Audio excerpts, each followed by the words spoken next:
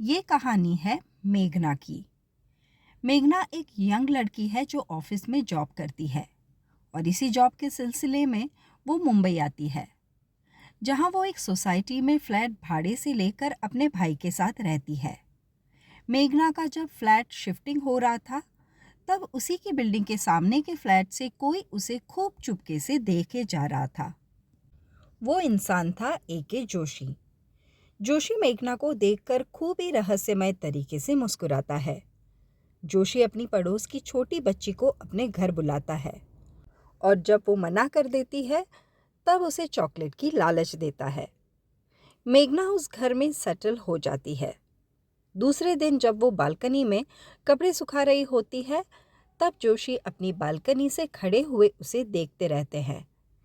मेघना का जब ध्यान जोशी की तरफ जाता है, तो वो पहले तो उनको हेलो बोलती है, लेकिन जब वो देखती है कि जोशी उसे देखे जा रहे हैं, तब वो काफ़ी अनकंफर्टेबल फील करती है। मेघना ऑफिस के लिए निकल रही होती है और वो बालकनी में कुछ भूल जाती है। जैसे ही मेघना बालकनी में जाती है, तब वो देखती है कि जोशी बालकनी में खड़े हुए उसे देख रहे हैं। मेघना को जोशी का उसको देखते रहना खूब ही अटपटा सा लगता है। दूसरी सुबह मेघना बालकनी में अपने भाई के साथ मस्ती करते हुए देखती है कि जोशी अपनी बालकनी में खड़े हुए उन्हें देखे जा रहे हैं। वो तुरंत अपने भाई के साथ घर में अंदर चली जाती है। मेघना वहीं बिल्डिंग के पास वाली फूड स्टॉल से अपने लिए रोज नाश्ता पैक करवाती थी। जोशी भी वहीं से रोज नाश्ता करते थे। एक दिन फूड स्टॉल वाला मेघना को बताता है कि उसके पैसे जोशी ने दे दिए हैं। मेघना खूब गुस्सा होकर पैसे फूड स्टॉल वाले को थमाकर वहां से चली जाती है। मेघना जैसे ही बिल्डिंग से बाहर निकलती है, जोशी उससे बात करने जाते हैं। वो मेघना को बताते हैं कि वो जब से बिल्डिंग में रहने आई है, तब से उन्हें खूब अच्छा लग रहा है। मेघना उनकी बात सुनकर जल्दी जल्दी में शेयरिंग में ऑटो ले लेती है। जोशी भी उसी ऑटो में बैठ जाते हैं। जब ऑटो वाला जोर से ब्रेक लगाता है, तब जोशी का हाथ मेघना के हाथों से टकराता है। मेघना खूब ज़्यादा अपसेट हो जाती है और वो ऑटो वाले को डांट देती है कि वो ऑटो ढंग से चलाए। मेघना जब ऑफिस जाती है, तब उसके कलीग लड़कियों पर हो रही हरासमेंट के बारे में बात करते हैं कि कैसे लड़कियां इस बारे में खुलकर ना बात करके इसी चीज़ को बढ़ावा दे रही हैं। ये सुनकर मेघना और ज़्यादा अपसेट हो जाती है।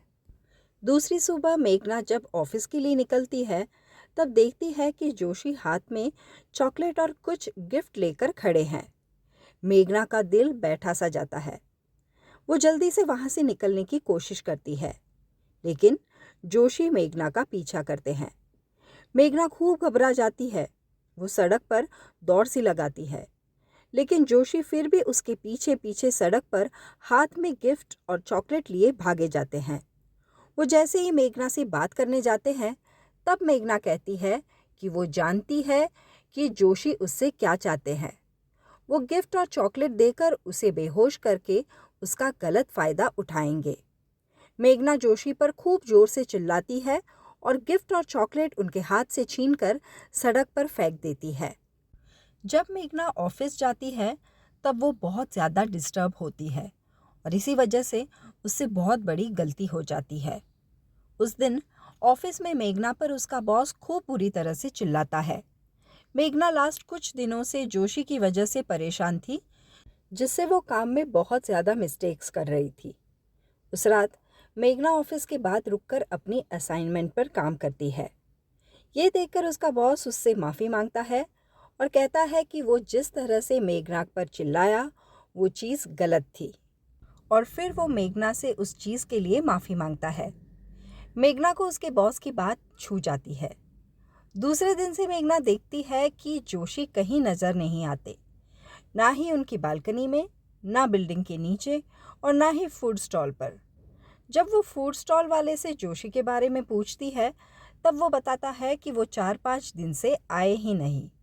मेघना को खूब ज़्यादा अटपटा सा लगता है।